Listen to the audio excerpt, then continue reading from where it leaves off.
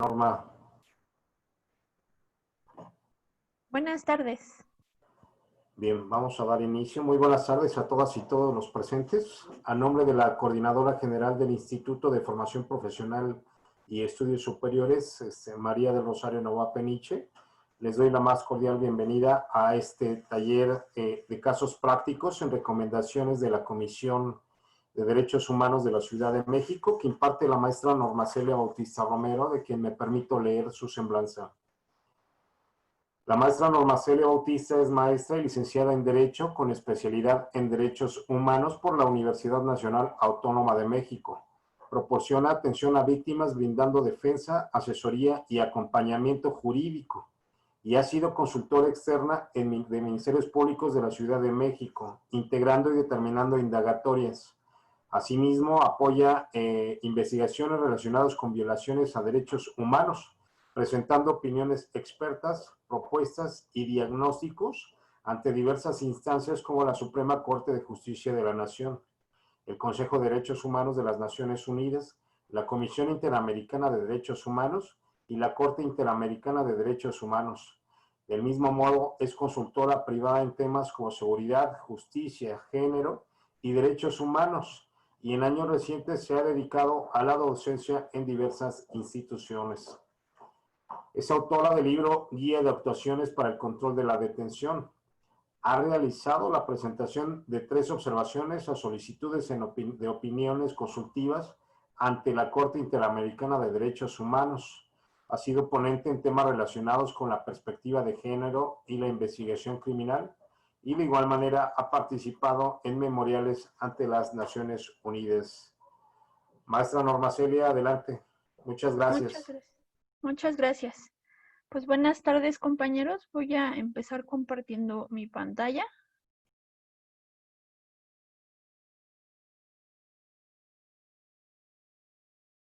Bueno, entonces durante estas 4 sesiones vamos a estar viendo un par de casos prácticos, recomendaciones en específico de la Comisión de Derechos Humanos de la Ciudad de México, obviamente apegadas a lo que se ha pues un poco mandatado o lo que se ha determinado que pues ha habido ahí omisiones o falencias por parte de la institución.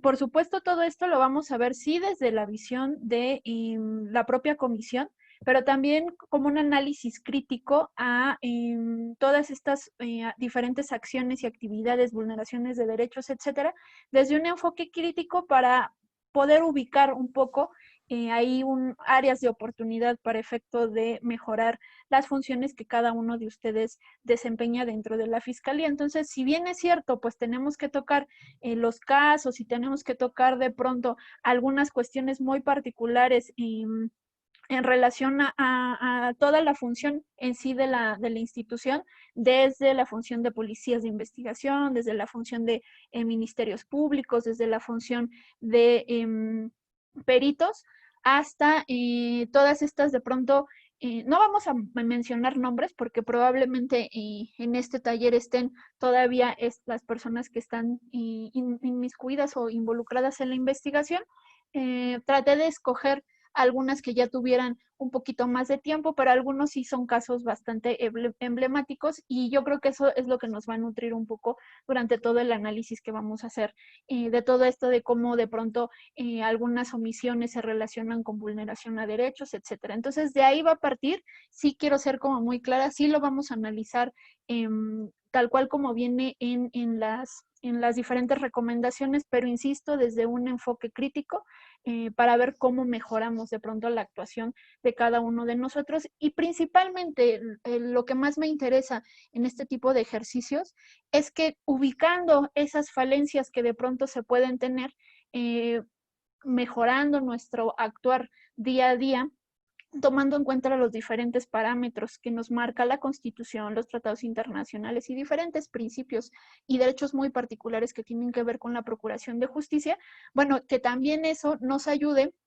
un poco para clarificar algunas cuestiones que probablemente no tenemos como muy claras. Bueno, vamos a tratar ahí de hacer ese reforzamiento y sobre todo, insisto, que con ese actuar apegado a derecho y apegado y obviamente con un enfoque de derechos humanos, mejoremos de pronto la visión que hoy día de pronto se pudiera tener a nivel sociedad de la Fiscalía y que, bueno, demostremos de pronto que se está trabajando para hacer todas esas mejoras. Entonces, partiendo de esa pequeño, pues, anotación de cómo vamos a tratar estos temas, pues vamos a empezar.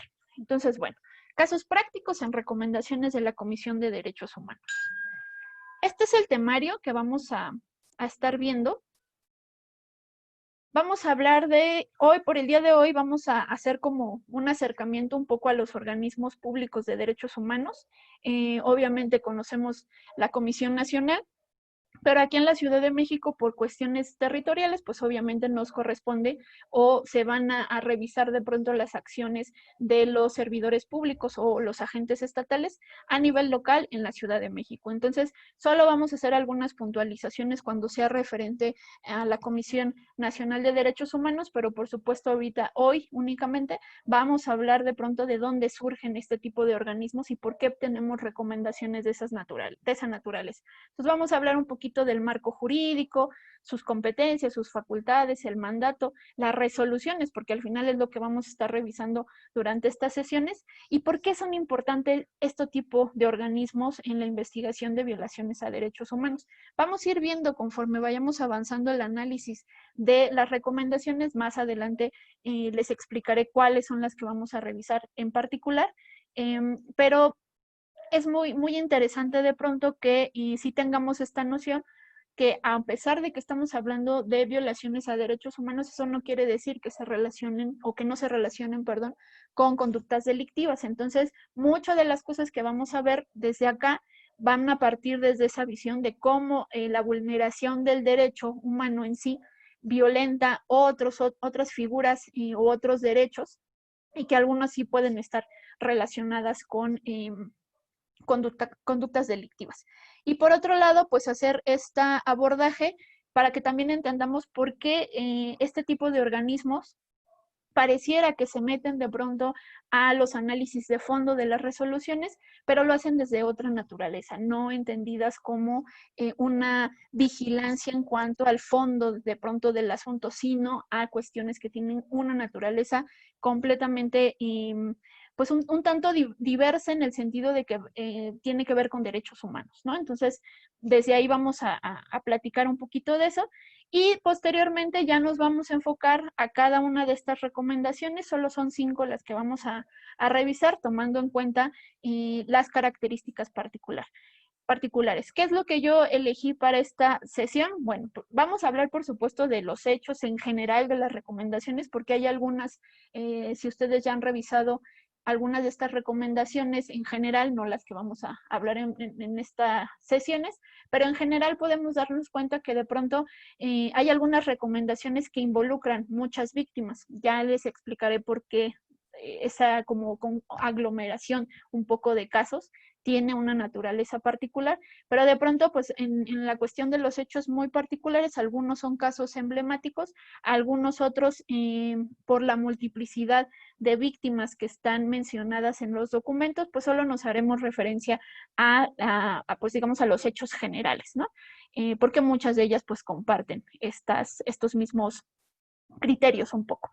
Vamos a hablar de qué figuras de pronto delictivas y que tienen que o tienen relación con derechos humanos están relacionadas con algunas de estas pues, recomendaciones. Entonces vamos a ver casos de detenciones arbitrarias, vamos a ver casos de tortura, uso indebido de la fuerza, ejecuciones extrajudiciales, eso en cuanto a los temas de detención de los imputados, que eso, como ustedes ya lo habrán visto en la práctica, pues tiene mucha repercusión para el momento de hacer una puesta a disposición o para el control de la detención. Entonces, hay que analizar de pronto dónde están las fallas ahí para ver, insisto, dónde apretamos la pinza para buscar mejores formas de trabajar desde estas posturas. Y luego vamos a ver algunas otras recomendaciones que tienen que ver con la investigación en sí ministerial, las omisiones que se han señalado en estas recomendaciones sobre la investigación ministerial. Y ahí vamos a ver omisiones en general y la que tiene que ver con la debida diligencia, de qué va la debida diligencia, por qué todo mundo nos habla de debida diligencia y más cuando hablamos de derechos humanos. Vamos a ver un tema más que es la desatención de la perspectiva de género y el enfoque diferencial. Esto también lo consideré muy importante porque pues ahorita todo este abordaje que se está haciendo para el tema de la violencia contra las mujeres implica un análisis muy particular, una metodología específica que es la perspectiva de género, y es lo que todavía está costando mucho trabajo entenderla para poder hacer investigaciones, como les refiero, con debida diligencia y con todos los estándares internacionales. Y por supuesto, cada una de estas pues no puede tener pues un abordaje completo si no hablamos del enfoque diferencial y cómo en cada uno de los casos y en particular en temas de violaciones a derechos humanos, este enfoque diferencial es muy importante y tiene muchísima trascendencia. Y por supuesto, conforme vamos a ir viendo cada uno de tanto de los hechos, de lo que se ha argumentado, de las diferentes posturas de la Corte, cómo retoma de pronto pues algunos precedentes internacionales, pues eso lo vamos a aterrizar a los derechos humanos violentados y las omisiones que han tenido los agentes estatales para, insisto, ver ahí de pronto dónde apretamos la pinza. Y por último, vamos a hablar de las reparaciones que se le han impuesto a la Fiscalía a partir de esas recomendaciones y vamos a analizar de pronto, no a detalle, no nos va a dar como mucho tiempo, pero sí en términos generales, ¿por qué nos recomienda esto un organismo de esta naturaleza? ¿No? ¿Por qué nos recomienda de pronto hacer una disculpa pública? ¿Por qué nos recomienda estas indemnizaciones específicas? Y ahí vamos a hacer como un abordaje un poco más amplio, más allá de la reparación que hoy día ya, al menos desde los criterios de la Suprema Corte de Justicia de la Nación, ya incluso ustedes como servidores públicos de esta fiscalía ya tienen que estar hablando de reparación integral. Entonces vamos a hacer ese abordaje un poco de por qué estos instrumentos ya empiezan, o ya de hecho desde un inicio hablaban de reparación integral y cómo esa figura ya la hemos exportado al sistema de justicia penal y cómo necesitamos ya tener este conocimiento bien cimentado en relación a las reparaciones, porque eso también nos puede traer consecuencias para efecto de cuando analicen nuestro actuar como agentes estatales. Ese es a grandes rasgos lo que vamos a estar viendo en este taller, en este curso.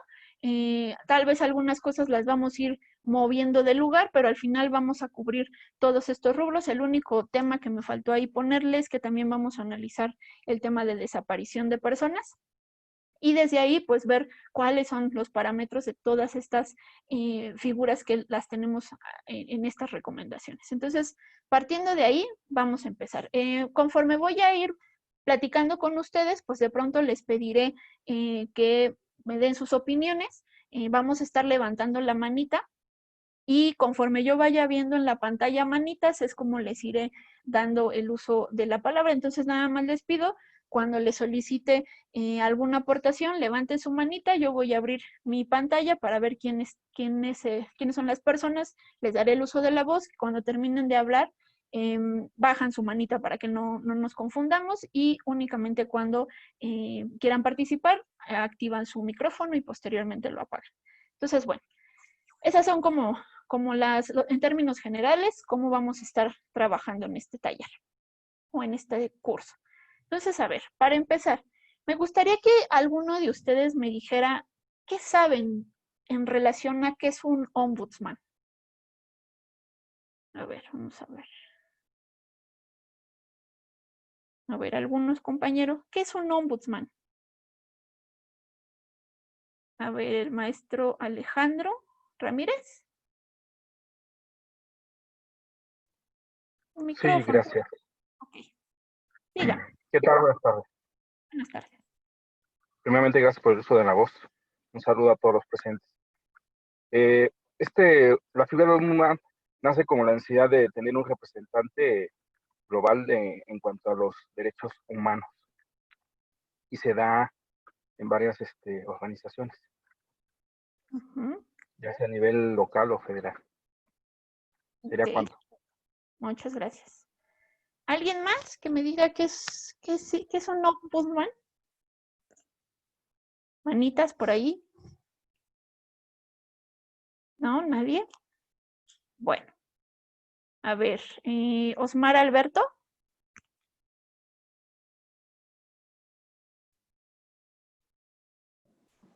Sí, Osmar. es un representante del pueblo.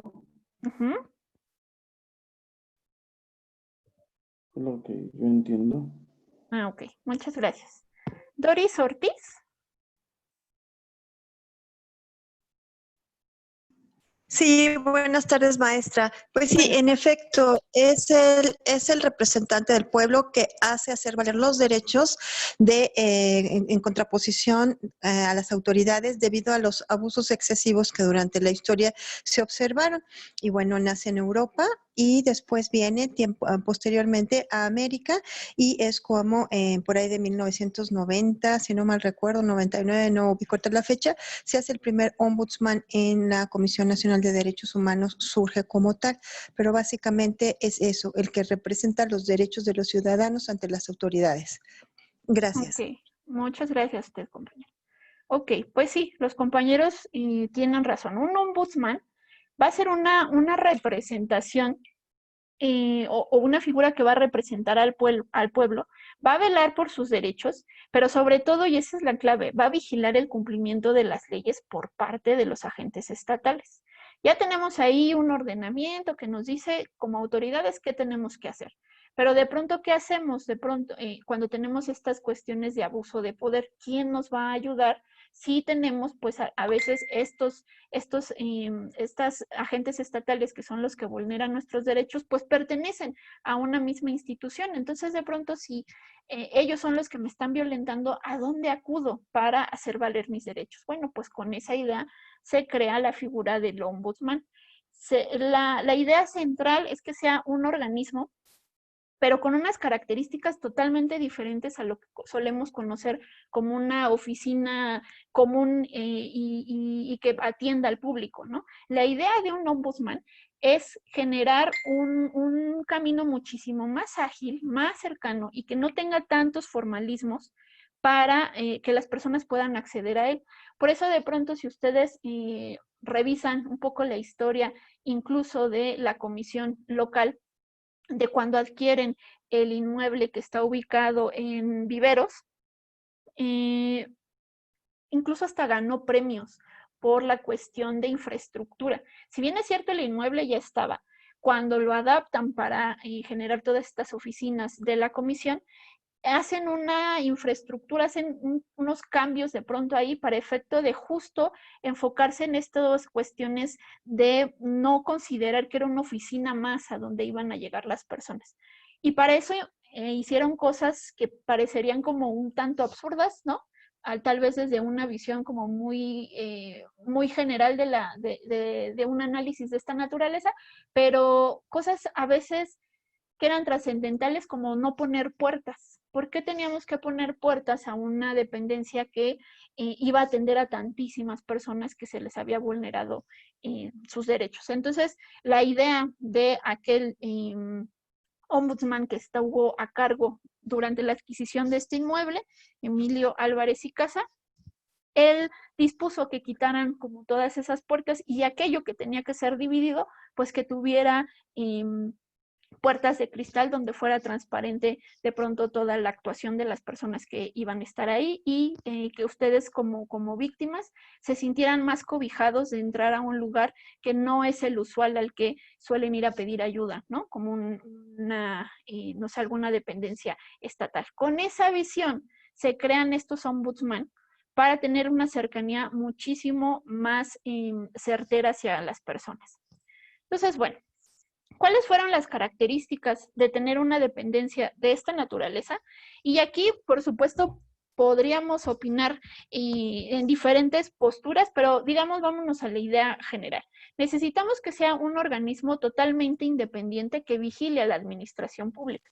Y eso se entiende, por supuesto, porque estamos hablando de ese ente que va justo a vigilar los abusos del poder. Entonces no podríamos tener, aunque en sus inicios la Comisión Nacional de los Derechos Humanos tenía de pronto, organizacionalmente dependía, por ejemplo, de la Secretaría de Gobernación, pues lo que se empezó a analizar a partir, obviamente, de la experiencia también internacional, es que necesitábamos sacarlo de la administración pública porque al final era la que iba a vigilar también esos mismos entes, entonces necesitábamos objetividad.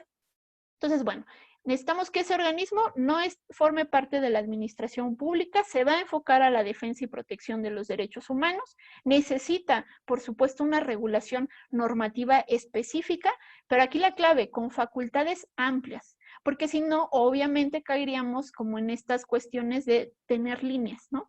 Insisto, esto se puede abrir un poco al debate, pero vamos a partir un poco de la idea general. Entonces, que tuviera esta regulación normativa, que sus facultades fueran tan amplias, porque lo que estaban vigilando era al poder, ¿no? Y por supuesto, protegiendo los derechos.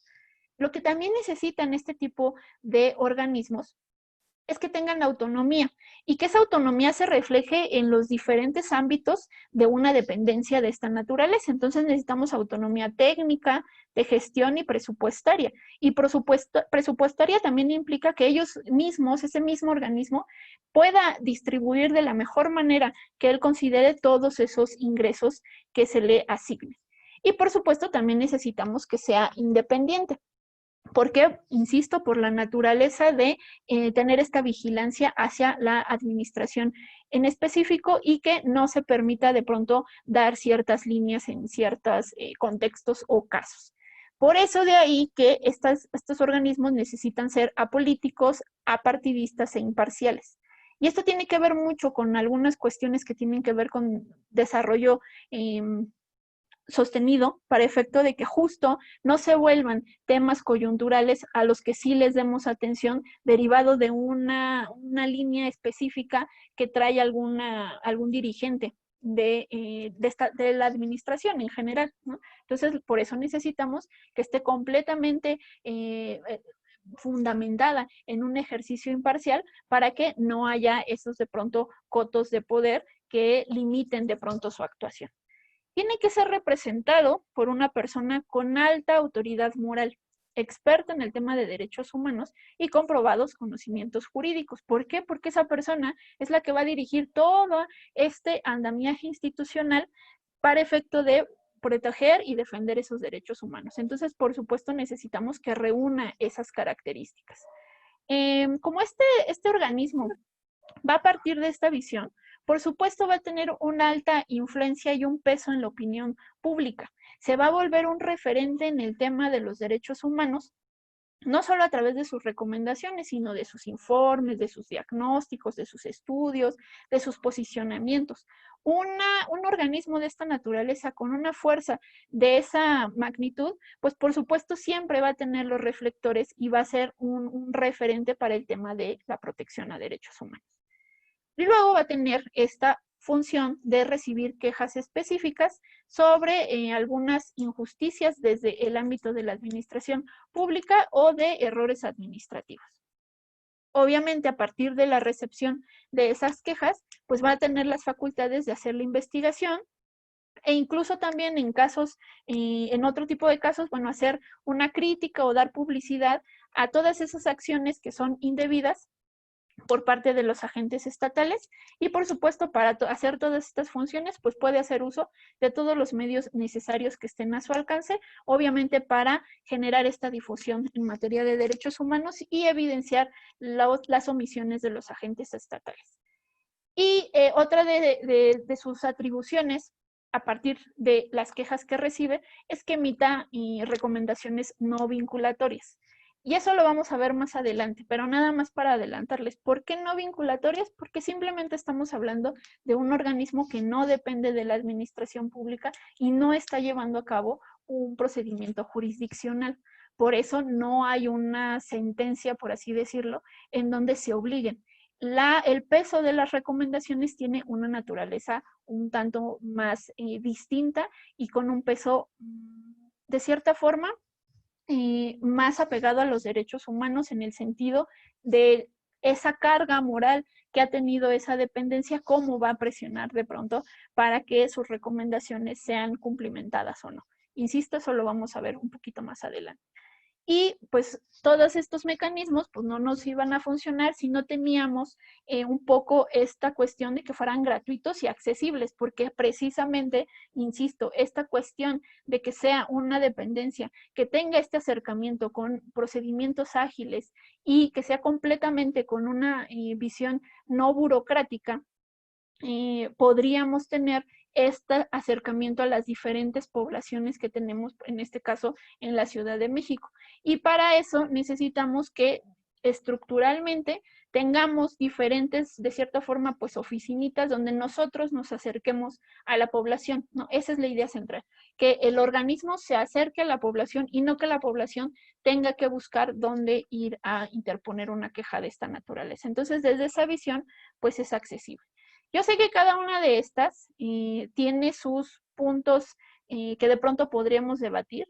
Tan solo lo que tenemos hoy día en la Comisión Nacional de Derechos Humanos y cómo fue de pronto la asignación de la actual titular y todo lo que se gestó a partir de ahí, pues sí podríamos de pronto cuestionar algunas de estas características.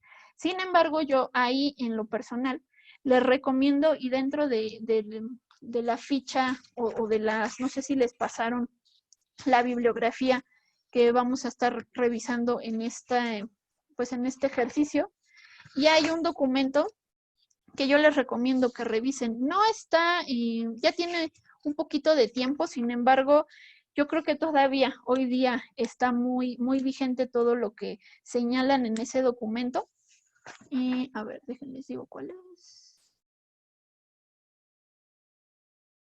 Es los organismos públicos de derechos humanos en México, nuevas instituciones y viejas prácticas de fundar.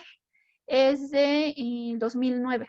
Pero insisto, aunque ya tiene un poco de tiempo este tipo de documentos, tiene mucha naturaleza crítica y por supuesto hace todo un análisis de cómo esto que yo les vengo platicando, de pronto todo el aparato se volvió un tanto más burocrático y generó algunas percepciones de desatención hacia las víctimas. Al menos el análisis está pensado para hacer todos los organismos de esta naturaleza del país. Y hay otro por ahí de Human Rights Watch, justo que también hizo el análisis, pero ese sí ya de la Comisión Nacional de Derechos Humanos. Yo de pronto les recomiendo que lo revisen porque trae mucha información en relación a cómo podemos de pronto ponerle palomitas a las diferentes, no solo estas características que les estoy dando hoy día, sino podríamos hacer un análisis bastante nutrido con otro elemento que ahorita vamos a platicar para ver qué tanto están cumpliendo este tipo de organismos. Entonces, bueno, ¿cuál es el mandato de estos organismos? Bueno, en primer lugar, como ya les dije, salvaguardar los derechos humanos a través del control del ejercicio del poder. Este tipo de dependencias va a poder hacer investigaciones de oficio. Si bien es cierto, ya platicamos ahorita que tiene esta facultad de recepcionar quejas, sí, pero de pronto, y si estoy viendo una violación masiva de derechos humanos o una violación grave de derechos humanos, de pronto tendría que esperar a que yo formule mi denuncia, ¿no? Ya hay facultades expresas en donde este tipo de dependencias pueden actuar de oficio. Insisto, esto va más relacionado a graves violaciones a derechos humanos. Esto que les decía, la investigación de denuncias, hacer público el defectuoso funcionamiento de las autoridades, recomendar y exhortar a funcionarios públicos, criticar o censurar a funcionarios por el indebido ejercicio de sus funciones en detrimento de los derechos de la persona. Ellos tienen también una atribución de informar periódicamente sobre sus funciones y actividades a través de sus informes anuales. Igual esos informes se los recomiendo que los revisen porque nos dan de pronto un panorama al menos del año que está reportando cómo anda el respeto a derechos humanos en diferentes instituciones. Y, por supuesto, nos va a servir de apoyo para los órganos jurisdiccionales en la labor de protección de derechos humanos. Si bien es cierto, vamos a ver más adelante, que no tienen las mismas atribuciones, no son órganos jurisdiccionales, eso no quiere decir que muchos de sus análisis coadyuven de pronto a una decisión de esta naturaleza o de este nivel. Entonces, todas las recomendaciones, si de pronto ustedes se han familiarizado con ellas, tienen muchísima información que de pronto nos pueden ayudar a nosotros para el tema de control de convencionalidad aquí en sede interna, ¿no? Que eso lo vamos a tocar un poquito más adelante. Pero son muy, más allá de ser sí recomendaciones que evidencian de pronto el ejercicio indebido, también nos sirven mucho para poder un poco analizar qué es lo que ha dicho algún espacio internacional, qué instrumento internacional aplica el caso que estamos analizando, etcétera. Entonces, nos puede ayudar un poco también para ese efecto. Entonces, bueno. Hay un documento que es muy importante, así como nosotros tenemos nuestra Carta Magna, nuestra Constitución. Para todos estos organismos requieren de un instrumento base. Ese instrumento base para los organismos de esta naturaleza se llaman los principios relativos al Estatuto de las Instituciones Nacionales para la Promoción y Protección de Derechos Humanos. En términos más coloquiales, los solemos conocer como los principios de París. Este documento, pues resulta que justamente con lo que hemos platicado, y ahorita les voy a dar un poco de los antecedentes, con lo que hemos platicado de tener una dependencia de esta naturaleza, pues a nivel internacional se hizo un taller en donde se iban a juntar todos los representantes de instituciones de esta índole, y esto se hace en octubre de 1991. Entonces, a partir de esa reunión, lo que sale es precisamente los principios de París.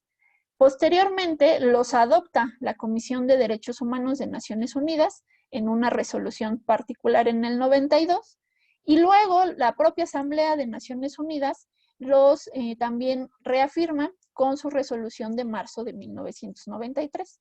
¿De qué va este documento? Bueno, aquí en este pues pequeña declaración, son muy poquitas hojitas, ustedes lo que van a ver es justo los parámetros que van a necesitar o que tienen que reunir todos estos tipos de organismos. Ahí les van a especificar qué es lo que debe o qué no debe de hacer. Por eso esto ustedes lo pueden ocupar como una especie de indicador para evaluar de pronto las funciones o las atribuciones que tienen este tipo de organismos. Entonces, si ustedes quieren analizarlos desde ahí, agarran sus principios de París y van tomando nota de cada uno de los elementos para efecto de hacer esta confronta con las funciones y atribuciones que hoy día tienen estos organismos, tanto a nivel federal como a nivel local, porque incluso todavía estamos hablando de, por ejemplo, organismos que ni siquiera tienen garantizada la cuestión base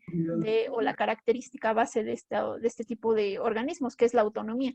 Entonces, imagínense, pues si tenemos una dependencia que no es autónoma, pues cómo podríamos garantizar que sus determinaciones sí sean, pues de cierta forma, protectoras de los derechos humanos, ¿no? En algunos casos, en algunos otros, precisamente por la carencia de autonomía, pues tenemos que, ustedes pueden irse a quejar y a quejar y a quejar, pero difícilmente sacarán recomendaciones, pues porque todavía hay ese ligue con la autoridad de la administración, en este caso pública, que pues va de pronto a pues poner de pronto ahí, insisto, líneas para efecto de pues no posicionarse sobre ciertas violaciones a derechos humanos. Sí tenemos figuras así en el país, ahorita no es tema de abordar cada una de ellas, al menos en las diferentes entidades federativas, pero sí es importante conocer que sí tenemos una forma de medirla, sí tenemos una forma de validar su actuación, y es a través de la aplicación de los principios de París. ¿Qué nos dicen los principios de París a grandes rasgos? Bueno, pues que hay ciertas competencias y hay ciertas atribuciones que debe de tener este tipo de dependencias. Primero, la que ya les platiqué, que tengan una promoción y protección de derechos humanos.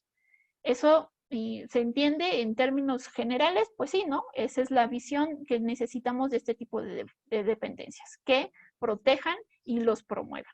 Luego, lo que ya les platicaba, el mandato amplio, que sus facultades sean tan expresas y tan protectoras de cierta forma, que permitan que las investigaciones y todo lo que ellos suelen hacer como informes, insisto, lo que ya les platicaba, bueno, que estén rodeadas de ese abordaje de pronto tan nutrido y tan protegido a través de una norma en particular.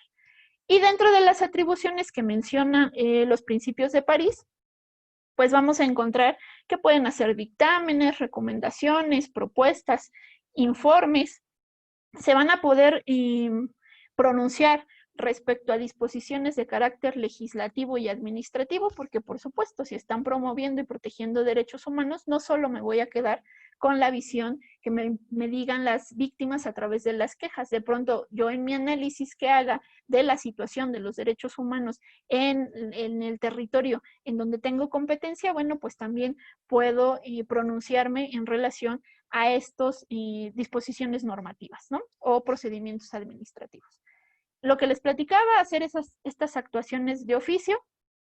También estas dependencias tienen la facultad para alentar la ratificación de instrumentos internacionales, para efecto obviamente de bajar toda esa información, incorporarla al ámbito nacional y justamente nuestro bloque de constitucionalidad se haga muchísimo más amplio, ¿no? De por sí ya hoy día tuvimos ahí esa reforma que la vamos a platicar más adelante de cómo ya tenemos ese bloque muchísimo más amplio justo para la protección efectiva de los derechos humanos. Y pues más que otra cosa, pues justo es incentivar al Estado mexicano a decir, ese instrumento lo necesitamos justo para ampliar ese abanico. Y también hay esta coordinación mucho con entes internacionales. De pronto, si ustedes revisan las audiencias que se suelen llevar en la Comisión Interamericana de Derechos Humanos o las audiencias pues, temáticas o muy puntuales en las opiniones consultivas, por ejemplo, de la Corte Interamericana, pues ahí ustedes van a ver que sí hay de pronto mucho acercamiento de este tipo de comisiones para posicionarse sobre los puntos en particulares que se van a analizar ahí o sobre una cuestión específica que está sucediendo en el país y quieren de pronto visibilizarlo ante estos entes, más allá de las funciones que hace sociedad civil. Entonces, pues desde ahí podemos ver cómo sí tienen esta injerencia y por supuesto también si ustedes revisan lo que ha sucedido en últimas fechas de pronto en los parlamentos abiertos, pues sí es usual que de pronto estos tipos de organismos tengan presencia en ese tipo de espacios. Y por último, pues dentro de esta promoción, pues necesitan generar programas formativos y educativos para efecto de hacer la difusión de qué van los derechos humanos, qué hacen, ¿no? Y de pronto cómo podemos accionar este procedimiento, qué repercusiones vamos a tener, etcétera, ¿no? Entonces, pues todo eso va y al menos desde la Ciudad de México sí tienen muchísimos programas formativos, incluso en línea, que ustedes pueden acceder para efecto de hacer este fomento de los derechos. Entonces, bueno, ¿qué es lo que también nos dice los principios de París? Que necesitamos que dentro de estas figuras haya una composición en donde se garantice todo el pluralismo, de todas las fuerzas sociales del país, ¿no? Porque entonces, ¿cómo estaríamos hablando de una dependencia que excluya a ciertos sectores? Entonces, no estaríamos reforzando nuestro trabajo en el tema de la no discriminación. Entonces, lo que se busca es que, al menos desde una visión muy, pues sí, reducir en el sentido de dónde pueden entrar, porque no es que tengan como acceso a todo el organigrama, de pronto pueden accionar a ciertos, pues digamos, áreas en específico, en donde de pronto se refleja todo ese pluralismo, pero es que justo ellos son los que van a representar a todo ese colectivo. Y entonces, ¿qué vamos a encontrar ahí? A personas dentro, académicos o ya profesionistas, dentro de las corrientes del pensamiento universitarios, especialistas pues temáticos. Por lo general vamos a tener una representación del Parlamento, por supuesto representantes de la administración del Estado, y todo esto no nos va a ayudar si no tenemos una infraestructura propia, un presupuesto propio, autonomía e independencia, ¿no? Es esto que ya platicábamos en un inicio. Entonces, si se fijan, esto por lo general está dentro de su cuerpo consultivo. Sí tenemos una persona que va a ser la que dirige, el ombudsperson, será el que represente de pronto a la organización, pero en el mismo nivel o en el mismo plano jerárquico vamos a tener al Consejo Consultivo, que es el que va a estar representado de todas estas personas. El Consejo Consultivo es el que va a funcionar de pronto, será aquel como el que le está soplando en la orejita al ombudsperson sobre diferentes temáticas a las que se va a posicionar. Incluso este consejo es el que fija de pronto los lineamientos en ciertas temáticas donde hay que incidir desde el aspecto de la administración pública sobre temas muy particulares, ya sea lo que les platicaba, leyes o informes o diagnósticos, etcétera. Ahí en ese espacio es donde en conjunto, si bien es cierto, hay una persona, insisto, que representa, esa persona no puede actuar de pronto si no tiene este acercamiento con el Consejo Consultivo, que es la representación de la sociedad en esa sede. Entonces, bueno, desde ahí tenemos esos enfoques. Y dentro de las modalidades de funcionamiento, pues vamos a tener que examinan libremente y dentro del ámbito de sus competencias. Y como tienen ese mandato amplio, por supuesto, sus investigaciones pues van a ser muchísimo más nutridas. En ese sentido, pues pueden recibir testimonios, informaciones, documentos, todo para las diferentes, pues digamos, acciones que tienen que ver con sus atribuciones, ya sea diagnósticos, ya sea informes o ya sea quejas. Entonces, acá es bien importante que entendamos un poco que la forma en cómo hacen la valoración de la prueba en estos espacios es totalmente diferente a como lo conocemos en el ámbito penal.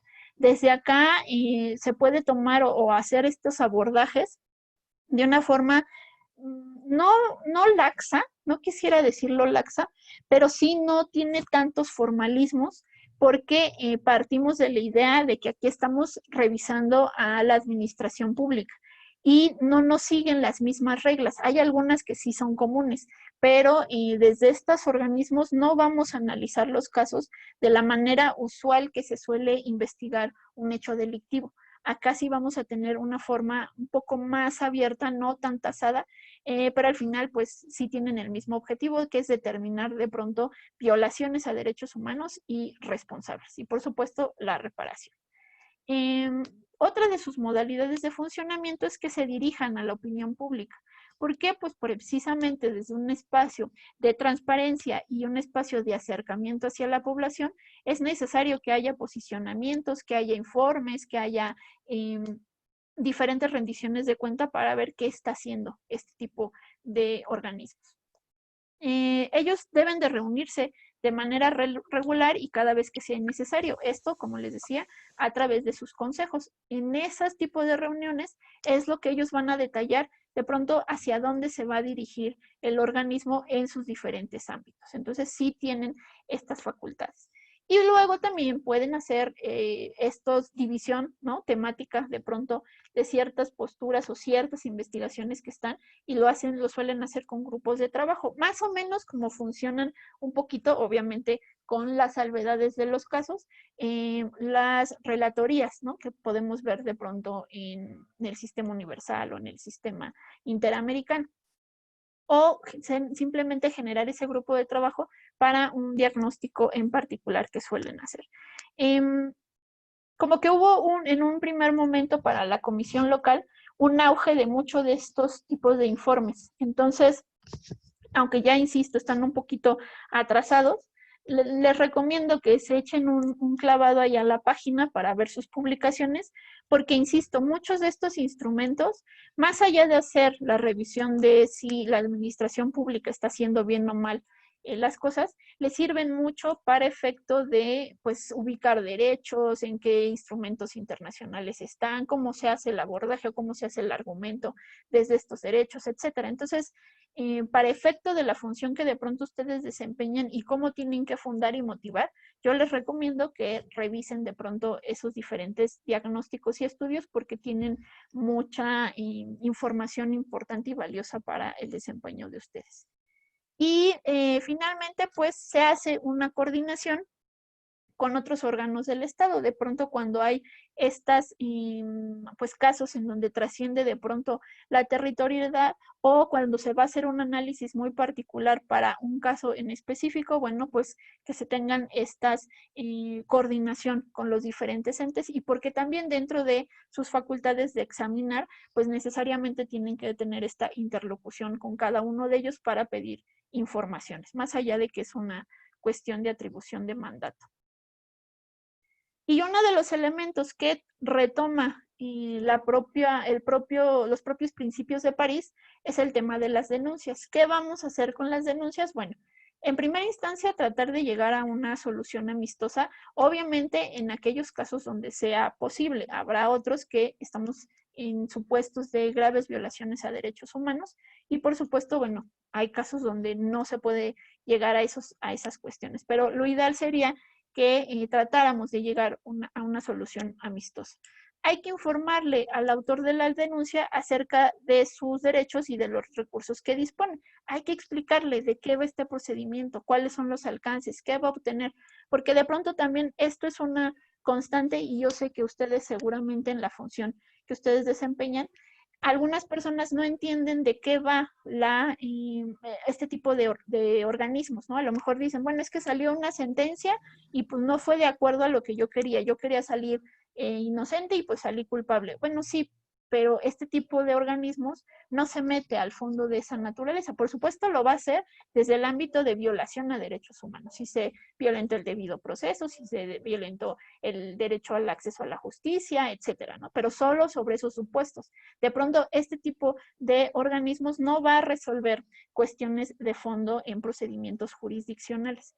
Y eso es súper importante que de pronto obviamente desde las dependencias, de esta dependencia en particular o este organismo, le informe a las personas hasta dónde son los alcances y no generar también falsas expectativas sobre las víctimas. Y por supuesto, desde esa visión, pues resulta que qué tal que la persona que llegó conmigo a interponer su queja, yo detecto que no es una cuestión competencia del organismo, sino ya está muy dirigido a temas de, no sé, una cuestión administrativa o la comisión de un hecho delictivo, etcétera. Entonces, así como ustedes hacen un poco incompetencias, es más o menos la misma figura, pero aquí se llaman orientaciones y en las orientaciones uno canaliza a las personas para referirles, no, mire, esto no se ve por esta área o al menos este elemento no se ve por esta área, usted tiene que ir a formular su denuncia a tal lugar o usted tiene que iniciar su procedimiento en tal lugar, ¿no? Entonces a eso, insisto, se le llama orientaciones y es una especie de incompetencia, por así decirlo. Y por último, dentro de toda esa investigación que va a hacer, esto que les platicaba, formular recomendaciones y dentro de las recomendaciones o incluso en sus diagnósticos puede proponer modificaciones o reformas a leyes o a prácticas administrativas. Todo esto tiene que ver, insisto, perdón que le regrese, tiene que ver con lo que dicen los principios de París.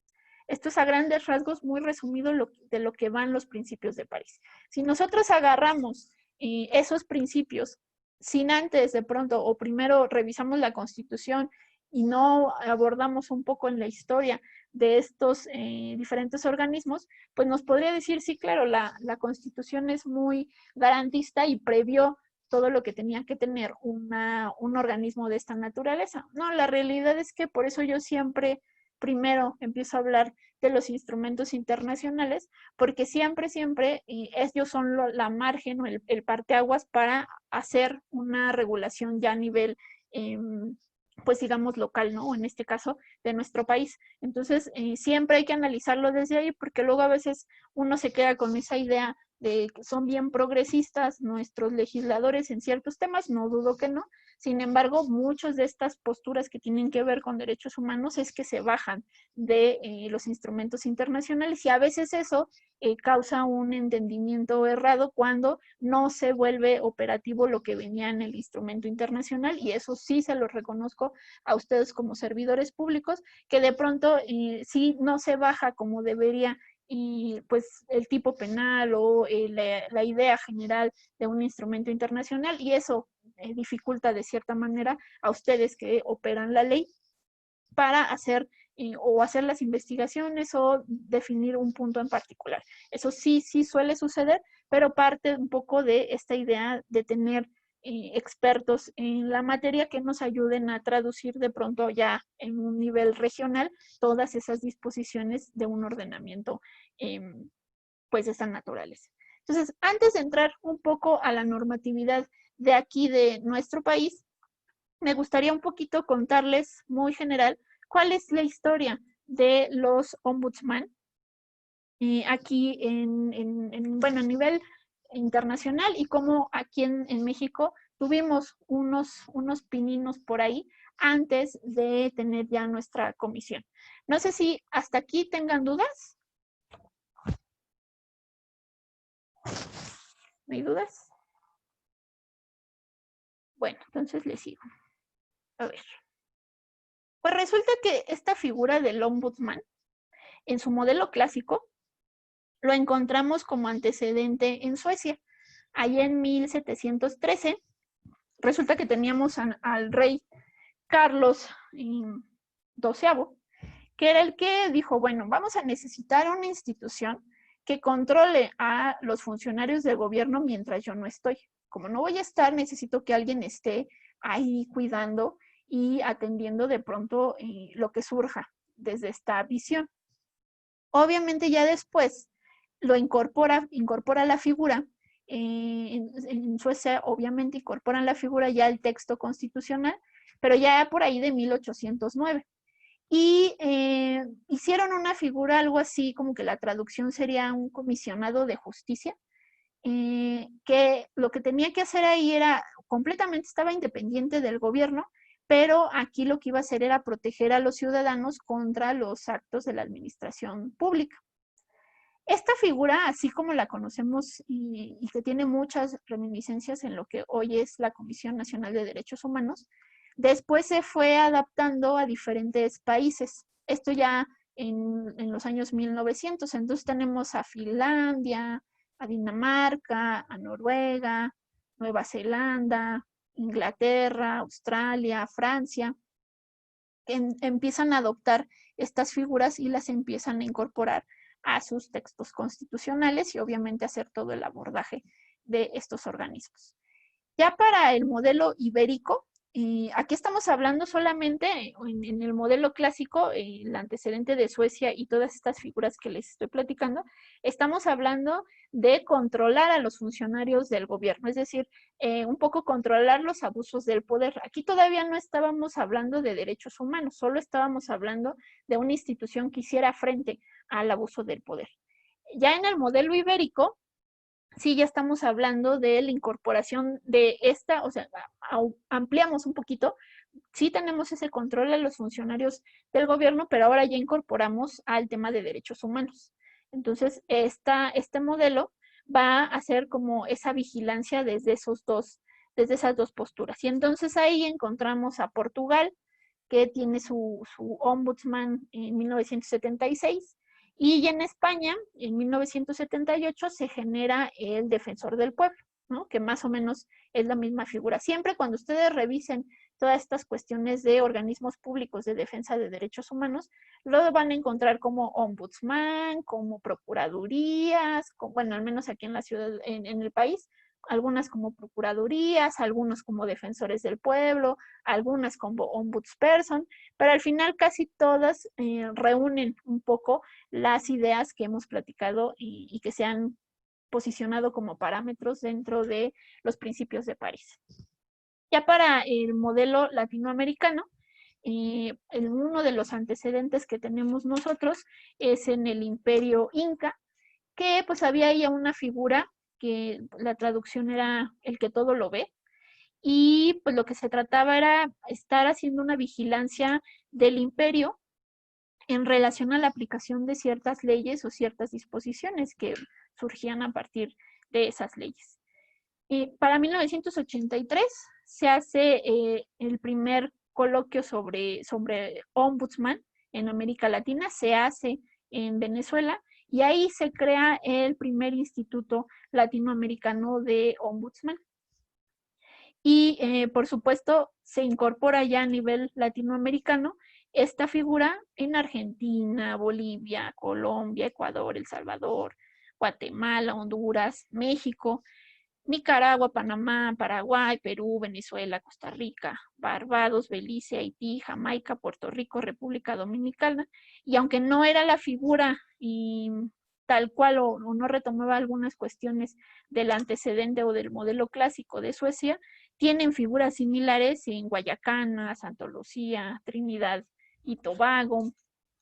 Y bueno, ya para nuestro país, sí tuvimos antecedentes antes de las reformas en la Constitución. Sí tuvimos antecedentes. Por ejemplo, en 1847, Ponciano Arriaga crea o coadyuva a la ley de la Procuraduría de los Pobres en San Luis Potosí. Después, en el 1975, tuvimos la Procuraduría Federal del Consumidor. Para 1985 en la UNAM tuvimos la Defensoría de los Derechos Universitarios. Para 1979 teníamos la Dirección para la Defensa de los Derechos Humanos en Nuevo León. En 1983 en Colima teníamos la Procuraduría de Vecinos. En Oaxaca en el 1987 teníamos a la Procuraduría para la Defensa del Indígena. Posteriormente, en 1989, en Guerrero, teníamos a la Procuraduría Social de la Montaña. En 1989 tuvimos a la Procuraduría Social de la Ciudad de del Distrito Federal en ese entonces, que esa todavía la tenemos ahí vigente. Y el 13 de febrero de 1989, en la Secretaría de Gobernación, en la dirección, se crea la Dirección General de Derechos Humanos, que más o menos ya empezaba a tener esta idea de tener el propio ombudsman a nivel nacional, y se crea la Comisión Nacional de Derechos Humanos por decreto presidencial en el 90. Entonces, obviamente ya después tenemos la reforma de enero de 1992, que hace la adición del apartado 102 a la Constitución, donde ya ahora sí lo elevamos como un órgano totalmente como una figura positivista. Ya está ahí en la Constitución, y a partir de la Constitución hay este reconocimiento de un organismo autónomo con diferentes atribuciones. Y eso es lo que vamos a ver ahorita. Entonces, bueno, les decía, en el artículo 102, de la Constitución, en su apartado B, es donde ya se posiciona la creación de este tipo de organismos a nivel federal y a nivel local. A nivel federal, pues va a reconocer a la Comisión Nacional de Derechos Humanos, pero a nivel local va a mandatar a que justo las diferentes entidades federativas y la Ciudad de México creen sus propias disposiciones para efecto de tener su propio organismo en particular. Desde ahí fijan las atribuciones, o desde el texto constitucional se fijan las atribuciones para este tipo de dependencias. ¿Qué van a hacer? Bueno, primero, van a conocer quejas, todo esto que les he estado platicando. Van a conocer las quejas en contra de actos y omisiones de la autoridad, pero aquí ponen la restricción. Van a poder conocer, salvo en los casos en donde tenga que ver el Poder Judicial de la Federación. Solo ahí no vamos a poder tener injerencia, ¿no?, desde estos espacios. Nos habla de las recomendaciones, cuál va a ser su característica, que sean públicas, no vinculatorias, y se van a versar sobre las denuncias y las quejas ante las autoridades respectivas, es decir, la Comisión Nacional o las comisiones locales. Se habla un poco de las reglas sobre las recomendaciones para los servidores públicos, qué le toca hacer de pronto a un servidor Público cuando ya tiene una recomendación, si la va a aceptar, si no la va a aceptar, cuál es el procedimiento, etcétera, etcétera. Todo lo que tiene que ver con las recomendaciones viene en ese apartado B. Nos habla también que no son competentes para asuntos electorales ni jurisdiccionales, es decir, no van a resolver sobre esa temática y no van a entrar, por ejemplo, en temas jurisdiccionales, no van a entrar al fondo de una sentencia, por ejemplo. Sin embargo, sí tiene atribuciones para que dentro de esa resolución se analice si se violentaron o no derechos humanos, que puede ser una cosa que repercutiría en que una sentencia condenatoria fuera absolutoria, pudiera ser, pero no necesariamente implica que se metió al análisis de la resolución en sí, se metió al análisis de lo que les platicaba del debido proceso, de la debida diligencia, etcétera, pero no en el fondo.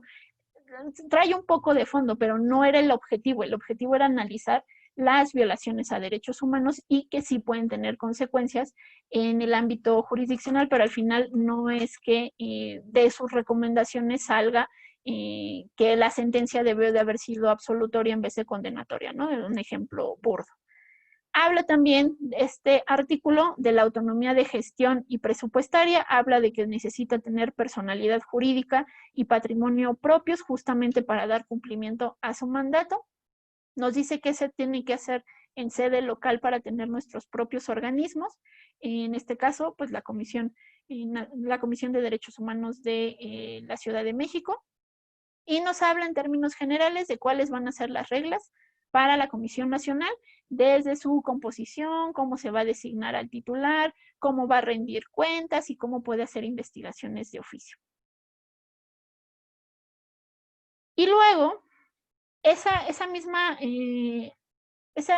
idea de pronto de qué es lo que le toca hacer a la comisión y que también es un elemento muy importante aparte de la recepción de quejas, las recomendaciones, los informes, es que a través de otras figuras en particular puede hacer protección de derechos humanos. Y entonces la Comisión Nacional de los Derechos Humanos tiene injerencia para accionar o solicitar acciones de inconstitucionalidad. Porque se acuerdan que ya veíamos en los principios de París que sí pueden opinar sobre ciertas disposiciones, pero aquí ya estamos hablando de disposiciones que ya pasaron todo el procedimiento legislativo y que ya se validaron, porque pues obviamente una ley no se exime de, puede ser o cumplir con los lineamientos formales de su creación, sin embargo materialmente puede ser violatoria de derechos humanos. Entonces, ahí es donde entran este tipo de organismos para levantar la mano y decir, no, esta ley violenta derechos humanos y voy a hacer valer esta acción de inconstitucionalidad para un poco, pues, sacar del ordenamiento jurídico de nuestro marco jurídico nacional, en este caso la Comisión, esa disposición que violente esos derechos humanos. Entonces, fíjense qué importancia de pronto que no nada más nos quedemos, al menos desde esta visión, que solo nos quedemos con la recepción de quejas y en su momento, si se acredita la vulneración de derechos humanos, pues la recomendación, sino aquí tenemos figuras muy interesantes en relación a cómo puede incidir este tipo de organismos en el ámbito de la función o la administración pública. Y sobre este punto en particular, me gustaría escucharlos. Quiero que me digan qué opinan en relación a estas figuras que de pronto, como acciones de inconstitucionalidad, de pronto puede accionar, porque ahí ha habido debates bien interesantes. Si ustedes revisan este mismo artículo, una de los entes que puede de pronto también ejercer esta atribución es la Fiscalía General de la República. Y en temas bastante interesantes se han posicionado con criterios totalmente violatorios a derechos humanos y en la misma resolución también se ha pronunciado la comisión sobre otros temas. Entonces, ¿qué de pronto ustedes opinan en relación a esta atribución en particular? A ver, manitas. Si no veo manitas, yo designaré, si es que aprovechen. ¿Nadie quiere opinar? A ver. A ver, compañero, compañera. No, ya bajó la mano. A ver. Conste, les di oportunidad. Vamos a ver. A ver, compañera Mila, que está registrada como Mila.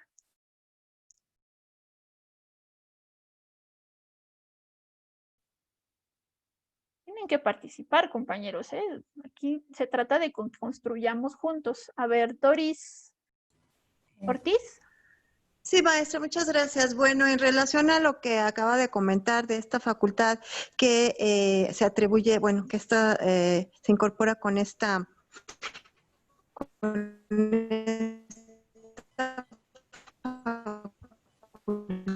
Ya no la escuchamos bien, compañera. me parece que sí es violatorio de que está posicionado como autoridad. ¿Escucha? ¿Sí me escucha, Sí. maestra? ¿Ahora? Sí, ahí ¿Sí? ya. Ah, ok.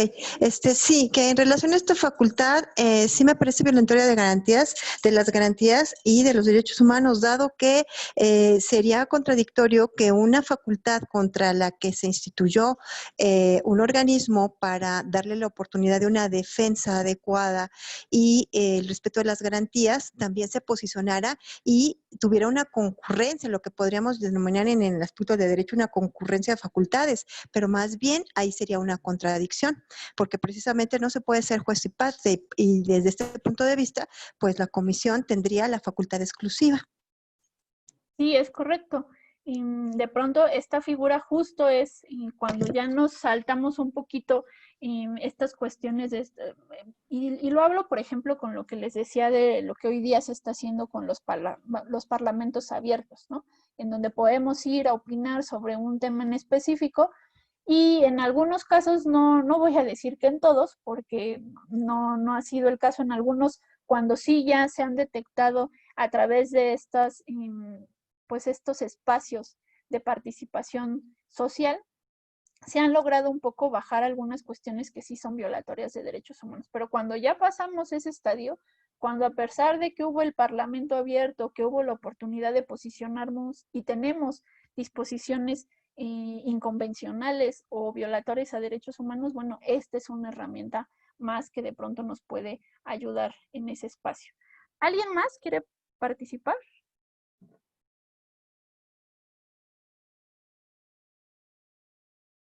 Recuerden que vamos a ir construyendo esto juntos, ¿eh? A ver. Ahorita preguntamos. Bueno.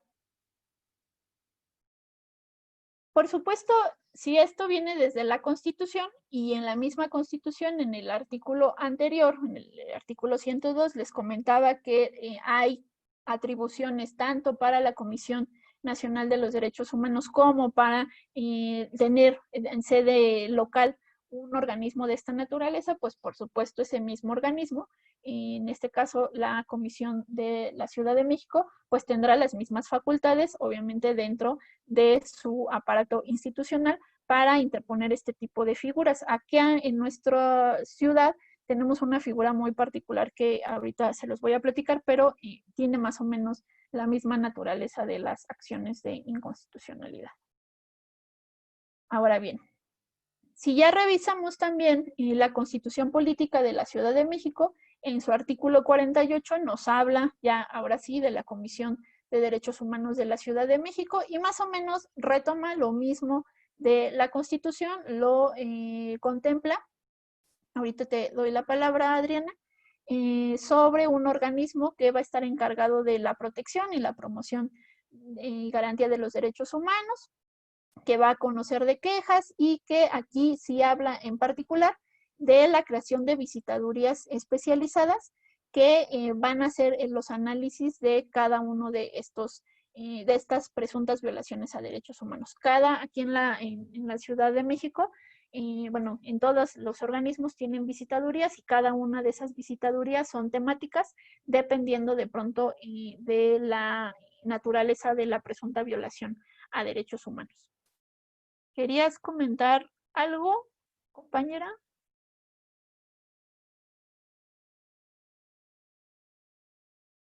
Creo que no.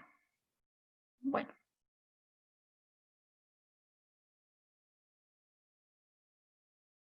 Dentro de las atribuciones y obligaciones, insisto, esto ya en sus ordenamientos particulares, como la ley de la Comisión de Derechos Humanos de la Ciudad de México, bueno, todavía está la nomenclatura como del Distrito Federal y su reglamento en específico.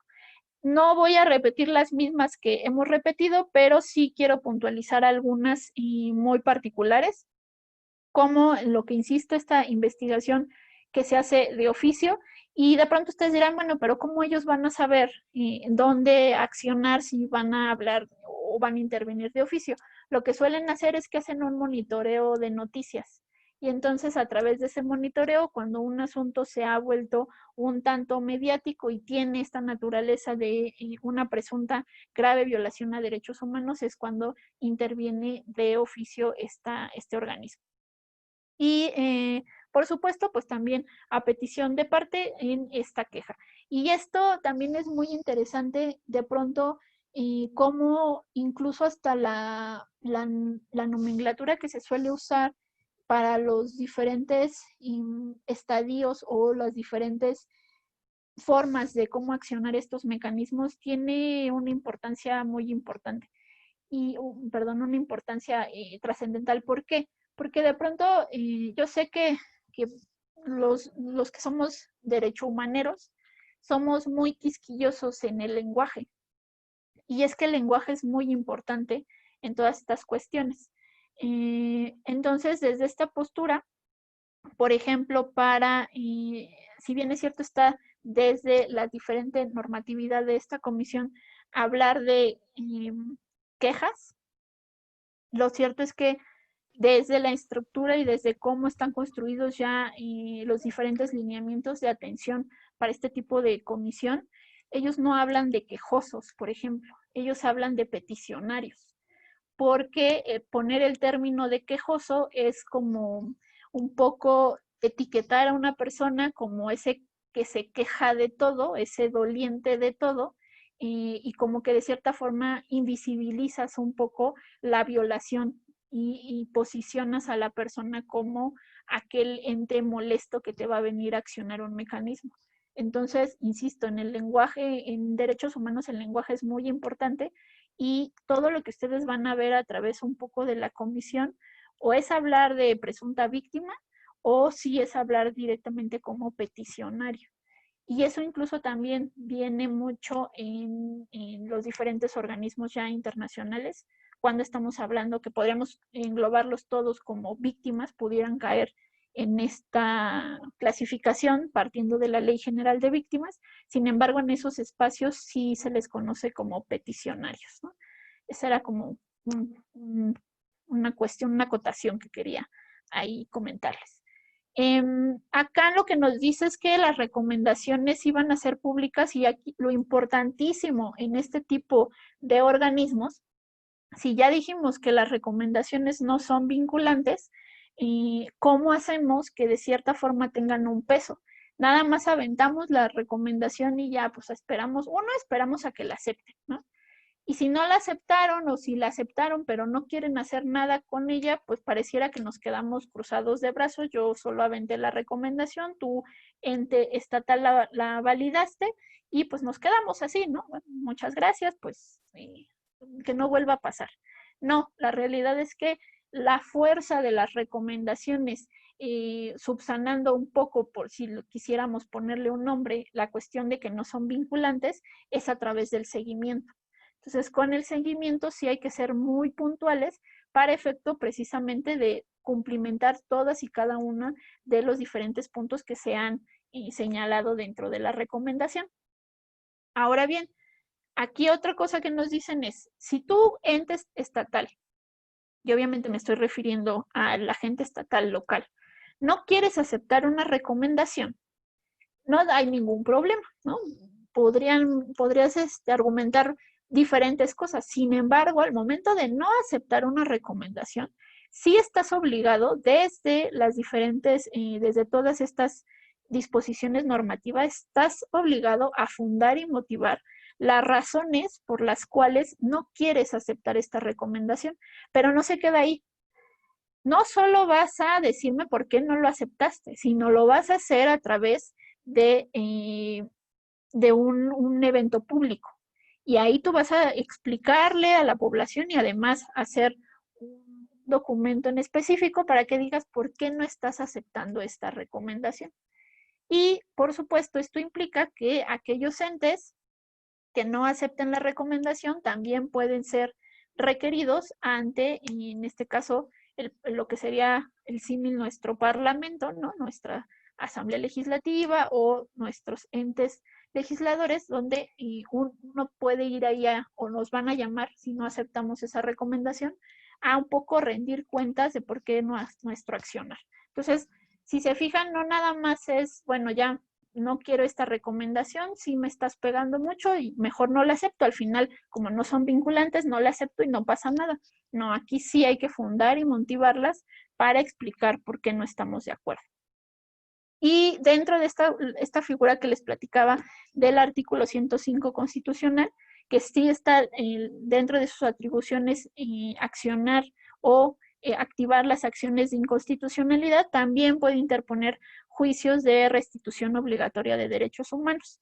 Y esa es una figura muy sui generis, muy particular, y que, bueno, no se ha abordado o no se ha de pronto hecho mucho conocimiento de ella, pero hagan en cuenta que es como un juicio de amparo en materia de derechos humanos, más o menos a grandes rasgos. Y acuérdense que a partir de la estructura del hoy día, como tenemos a la Ciudad de México a partir de la incorporación de su constitución política, pues supuestamente tenemos una sala constitucional a donde tendríamos que interponer este tipo de juicios, ¿no? Entonces, insisto, esto es como una especie de juicio de amparo en materia de derechos humanos, algo así, ¿no? No es la figura tal cual, el nombre correcto es este, juicio de restitución obligatoria de derechos humanos, pero funciona más o menos como un juicio de amparo, insisto, en derechos humanos.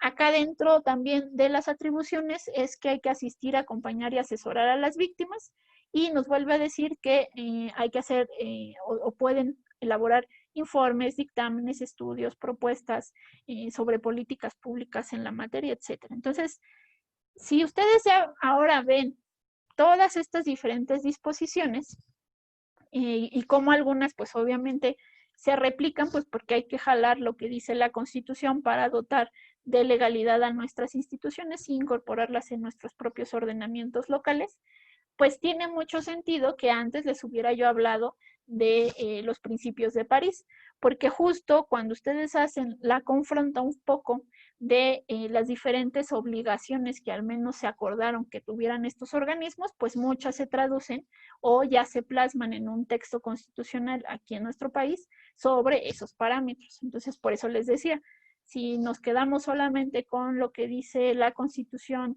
local, la federal o las leyes específicas, pues se nos olvida que eso trae un antecedente que son esos instrumentos internacionales. Entonces, esto es muy útil. De pronto, por ahí hay organismos de sociedad civil que hacen una valoración de pronto de no solo de las atribuciones y las obligaciones y el mandato que tienen este tipo de organismos, sino que toman como referencia justamente los principios de París para hacer como una especie de checklist en relación a cumplimiento de estas dependencias, ¿no?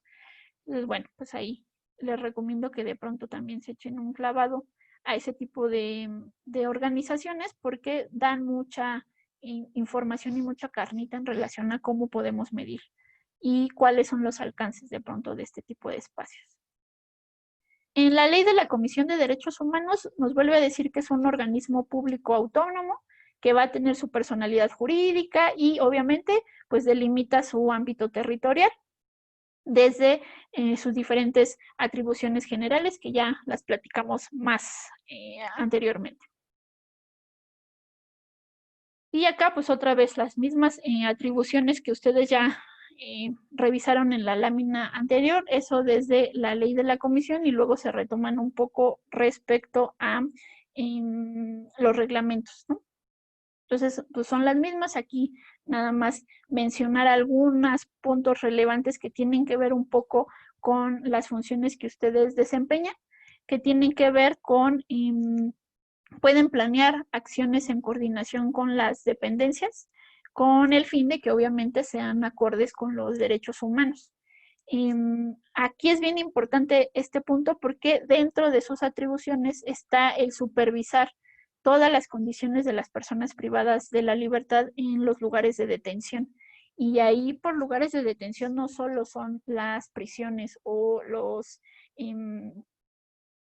ya las penitenciarías, etcétera. Aquí sí ya estamos hablando incluso de que pueden entrar sin avisar, justamente porque esa es la naturaleza de la supervisión, entrar a agencias del Ministerio Público para efecto de valorar las condiciones de las personas que están ahí privadas de la libertad.